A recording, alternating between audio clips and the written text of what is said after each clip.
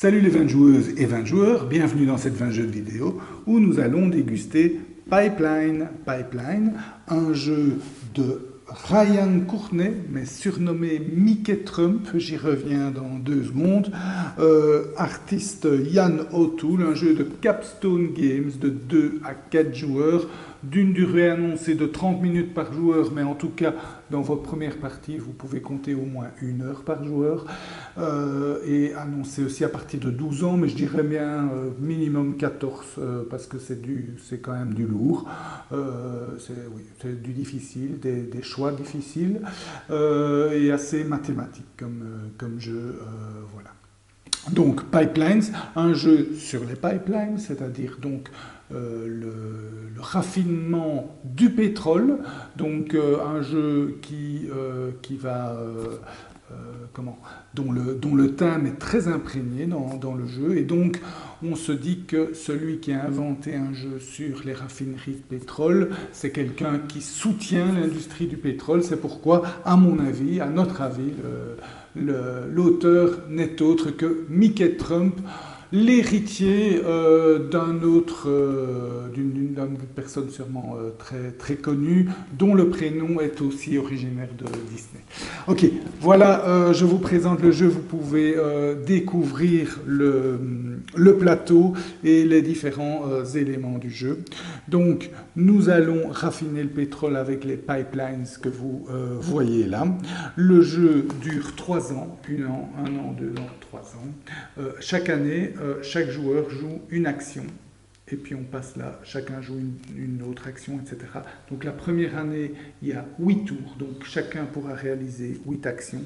La deuxième année, 6 tours, 6 actions, et la dernière, 4 tours.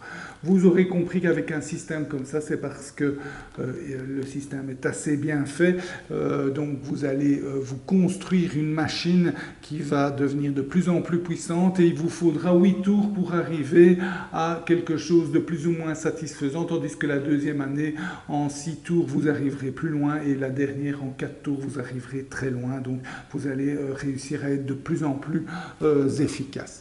Alors, en quoi consiste un tour de jeu? Un tour de jeu, chacun à son tour réalise une action, et peut réaliser une action secondaire, et peut aussi activer ces machines.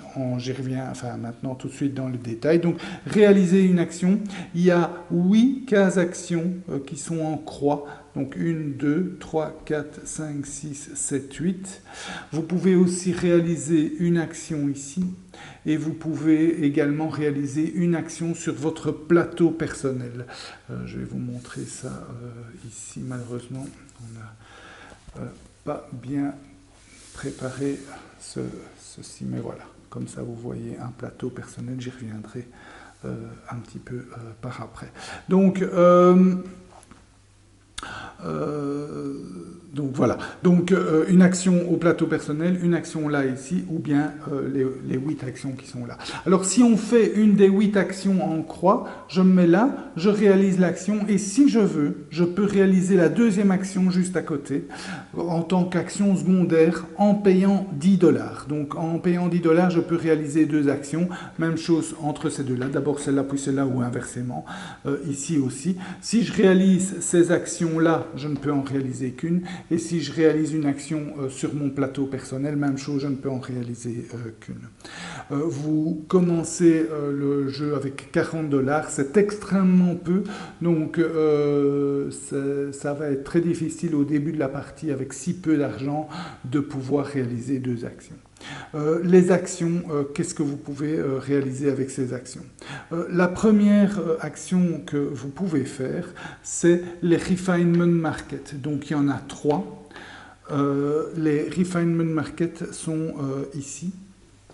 Et donc, quand vous allez dans par exemple, je vais dans le premier, quand vous allez dans le premier, vous pouvez vendre des barils de pétrole ou en acheter. Alors, en fait, vous avez un plateau personnel, je vais vous montrer ici, dans lequel vous mettez vos petits cubes de pétrole. Donc, il y a 3 types de pétrole, on va dire nationalité, on ne sait pas très bien, mais on va dire que c'est une nationalité de pétrole. Donc vous avez les bleus, les oranges et les gris. Et vous avez 4 niveaux. Donc le niveau le plus bas, c'est vraiment le pétrole brut. Et puis c'est raffiné un petit peu, c'est de qualité médiocre, de qualité moyenne et puis de qualité haute. Donc petite, moyenne et haute qualité. Et là, c'est du pétrole brut. Hein. Donc en anglais, c'est crude, low, mid et high value. Donc c'est comme ça que ça fonctionne. Ça, c'est un plateau personnel. Donc pour le moment, par exemple, imaginons que ce soit comme ça. Eh bien, ce joueur-ci possède un bleu et un gris de plus grande valeur, etc. Et donc, avec ces valeurs, quand il va sur un marché, il peut vendre. Donc, par exemple, ici, il pourrait vendre un pétrole. Vous voyez, le pétrole, là aussi, c'est les 4 niveaux différents. Le super raffiné, le haut, le moyen, le bas et le brut, le pétrole brut. Donc, il y a à chaque fois les 4 niveaux. Si je vends, ben, en fonction du niveau que je le vends plus ou moins cher. En général, on va acheter rarement le pétrole raffiné, on va racheter du pétrole brut. Donc, si j'achète le pétrole ici. Vous voyez que les places sont limitées, aussi bien en vente qu'en achat. Donc évidemment, entre joueurs, il y a une petite course, bien que il y a assez de place pour tout le monde et il est très rare qu'un joueur souffre du manque ou du manque de place. Donc l'interaction d'ailleurs dans le jeu est assez minime, j'y reviendrai dans la conclusion. Donc voilà, donc dans les marchés, dans les raffineries, ben voilà, je vends et je rachète des barils de pétrole. Alors, d'où je vais ici. Les contrats, donc les contrats et les emprunts. Quand je fais une action contrat et emprunt, je peux prendre un ou plusieurs de contrats, mais un par ligne, qui sont disponibles ici. Et ces contrats, quand j'en prends un, je le mets soit ici, ça veut dire qu'il sera valable pour le tour d'après, soit là, ça veut dire qu'il est directement actif. Quand un contrat est actif, avant la fin de l'année, je devrais le remplir. Sinon, j'aurai des pénalités. Donc, remplir, ben ici, vous voyez, ce contrat, il exige 2 barils de pétrole bleu tout à fait raffinés et un baril de pétrole gris tout à fait raffiné. Ici, c'est des hautes valeurs, des hautes valeurs de raffinement en orange, etc. Ici, c'est des basses. Donc voilà, les contrats sont un petit peu divers. À noter que c'est quand même très contraignant parce qu'à la fin d'un tour, vous devez les avoir remplis.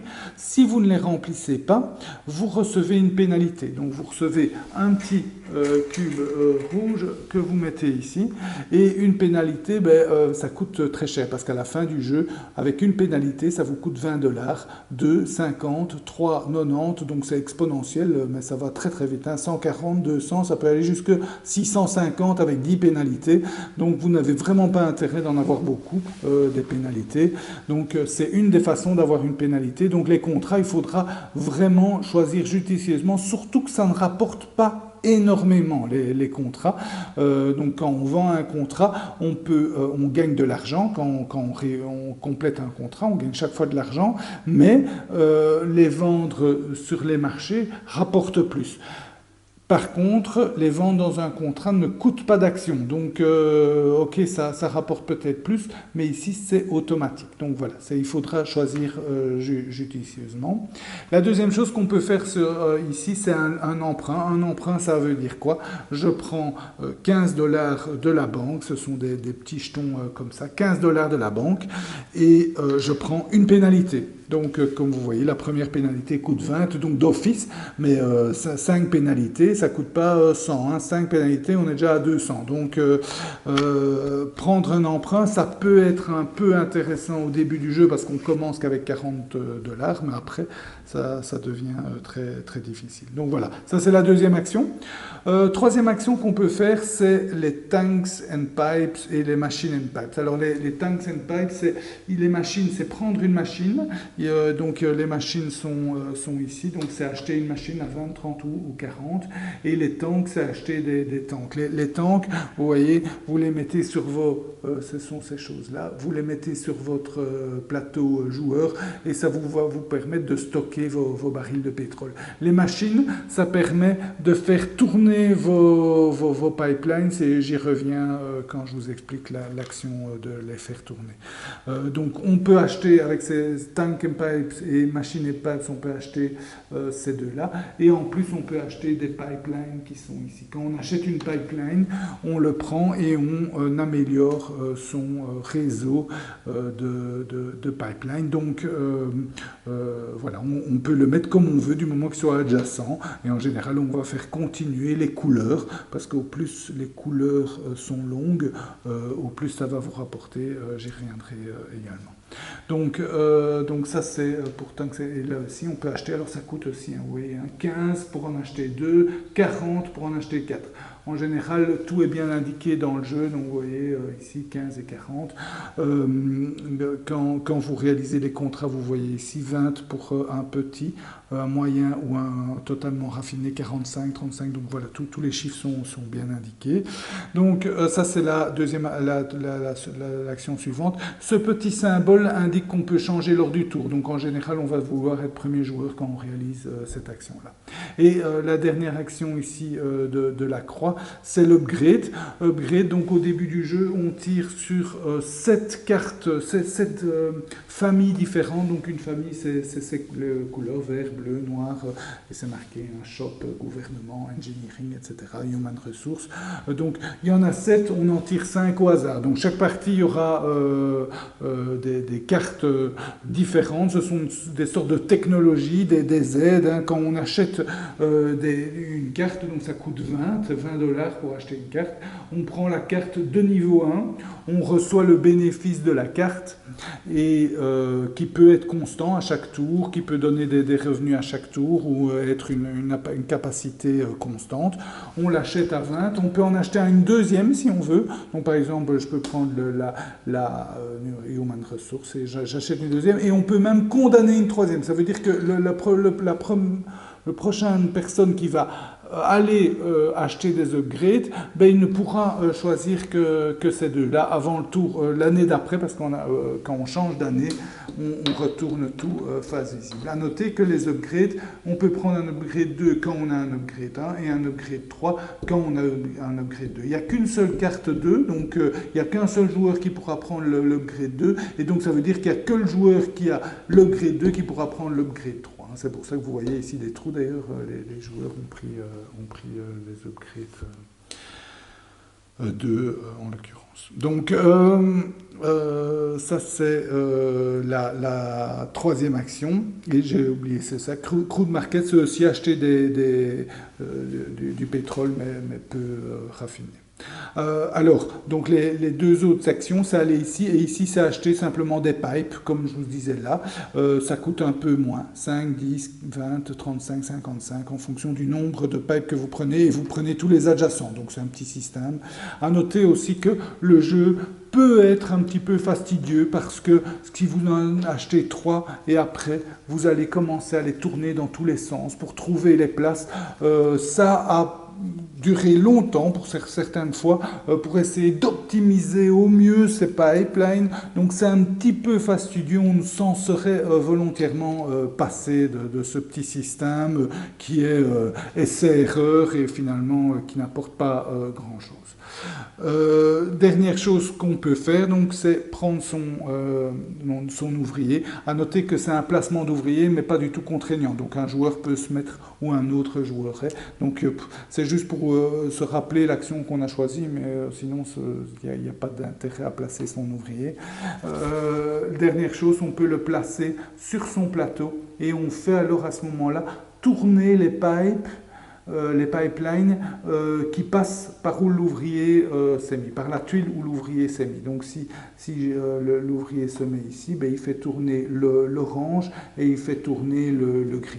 En l'occurrence, bon, la petite règle, on ne peut pas faire tourner des pipelines où il y a une machine à raccorder. Donc ici, il y a une machine, donc ça, je ne peux pas faire, mais je pourrais me mettre par exemple ici pour faire tourner celle-là. Donc ça c'est la dernière action qu'on peut faire. Et justement, mettre une machine, je vous avais dit qu'on pouvait acheter, mettre une machine permet de la faire tourner à chaque tour si on veut, enfin pas gratuitement, mais sans devoir utiliser son pion action pour faire une action, mais en payant 15 $. Donc c'est quand même cher. Et là on le fait tourner. Alors c'est quoi faire tourner? On va compter le nombre, ça aussi c'est un petit peu fastidieux, on va compter le nombre de petites séquences là. Donc ici par exemple bleu c'est 1, 2, 3, 4, 5, 6, 7, 8, 9, 10, 11. Je pense que dans la partie c'était comme ça. 12, 13, 14, 15. Ok, 15 pour bleu. Pour orange c'est 1, 2, 3, 4, 5, 6, 7. Et pour gris c'est 1, 2, 3, 4, 5, 6, 7, 8, 9, 10, 11. Et donc en fonction de ça, on va faire monter vos barils de pétrole de qualité en regardant ce petit schéma-ci. Donc pour passer un gris de brut à raffiné bas, à basse raffinerie, il faut 5. Donc je ne sais plus combien j'avais dit, mais on va dire j'avais dit 10 en gris, j'ai une valeur de 10, donc je peux passer de là à là et de là à là. Donc je vais, hop, tac, donc je suis là, je vais pouvoir faire ça. Pour l'orange, là il me faut 6, 5 et 5 pour faire tout. Donc l'orange, j'imagine que, on va dire, j'avais 10, or ils font 11, donc je ne peux le faire que là. Ou je peux prendre celui-ci qui monte jusque là, puisque là il faut 10. Et pour le vert, je pense que j'avais plus que 19, donc le vert je peux même monter jusque là, évidemment il faut la place, etc. À noter que je ne peux faire tourner, la contrainte c'est que je ne peux faire tourner chaque pipeline qu'une seule fois et en même temps. Donc imaginons que j'avais une deuxième verte, je ne pouvais pas dire, ou bleu, n'importe, je ne pouvais pas dire ok le bleu passe ici et puis là, non, tout va en même temps, donc c'est deux barils différents qui seront raffinés. Voilà. Deux actions gratuites, c'est de remplir les contrats qu'on a. Donc ça, je vous ai expliqué quand on a les contrats chez soi. Et les ordres aussi. Donc si on atteint l'objectif nécessaire pour remplir un des ordres, on peut le faire directement et à un taux très intéressant. Donc les ordres sont intéressants, mais il n'y en a que, ici pour 2 joueurs, il n'y en a que 6 dès le début de la partie qui sont disponibles. Ben voilà, oui, à la fin du jeu, il y a une quinzaine de cartes valuation disponibles et il y en a 3 qui sont tirées à chaque partie, donc ça change tout, ça change vos stratégies puisque ces 3 cartes vont donner des bonus en dollars en fonction de certains critères, donc des sortes d'objectifs et ça peut vous faire gagner une partie, donc c'est sûrement pas à négliger. Et voilà, on fait ça, donc quand on passe d'une année à une autre, on fait simplement un nettoyage, on remplit les nouveaux, on enlève certains cubes, et voilà. J'ai fait le tour du jeu, vous connaissez tout. Donc, Pipeline, un jeu donc de Mickey Trump, un jeu très sympa mais très calculatoire, très intellectuel. Il faut bien planifier, il ne faut pas faire d'erreur. La moindre erreur se paye cash. Je dirais même que vous prenez un petit peu de retard, il est quasi impossible de revenir. Donc vous devez vraiment bien réfléchir à votre coût. Ça évidemment, ça allonge la partie. Bien optimiser vos coûts, essayez de ne pas avoir d'emprunt ou un minimum et d'engranger très rapidement assez d'argent pour pouvoir investir et agrandir. Donc les stratégies sont assez limitées puisque dans un premier temps vous allez juste acheter quelques barils de pétrole, les raffiner un petit peu, récupérer de l'argent avec cet argent, réinvestir dans vos pipelines pour pouvoir les faire tourner de plus en plus. Donc il y a un petit peu, les parties ne seront pas variées à 100%, c'est juste quand le jeu se développe et que là, les choix vont devenir de plus en plus complexes parce que vous aurez de plus en plus de... Mais ce sont des choix souvent calculatoires. Hein. Vous allez rarement vous dire, oh, tiens, est-ce que je vais pas... Non, c'est plutôt, ok, ça va me rapporter autant, donc alors je vais plutôt acheter ça parce que ça me coûte que assez peu, etc. En fonction des objectifs, donc il y a des petites variations de stratégie en fonction des objectifs. Les cartes technologie, on va dire, sont vraiment sympas parce que là, elles vont vraiment vous aider dans un domaine ou un autre et vont bien changer puisque à chaque partie, vous aurez sûrement l'occasion d'en acheter d'autres, pas toujours les mêmes en tout cas, donc ça va changer aussi vos parties. Mais là aussi, en fonction des objectifs qu'on a, donc les cartes valuation, certaines technologies seront plus intéressantes que d'autres. Donc un joueur qui va prendre de l'avance ou qui va bien choisir sa carte technologie aura aussi un sérieux avantage. Donc voilà, un jeu vraiment sans hasard, très calculatoire, très sympa à jouer. Vraiment, on ne voit pas le temps passer. Ici, je vous dis à 2 joueurs, comptez plus de 2 heures, donc, mais on ne voit pas le temps passer, bien que il s'est avéré que quelquefois un joueur réfléchisse 10 minutes à son tour, donc là c'est un peu long, un peu long. On aurait voulu un peu plus de rythme à la partie. Voilà, donc un jeu dans l'ensemble très très bien, très agréable, mais avec des petits défauts plutôt calculatoires, mathématiques, temps long. Voilà. C'était la dégustation de Pipeline. J'espère qu'elle vous a goûté. Santé et à bientôt. Amusez-vous bien.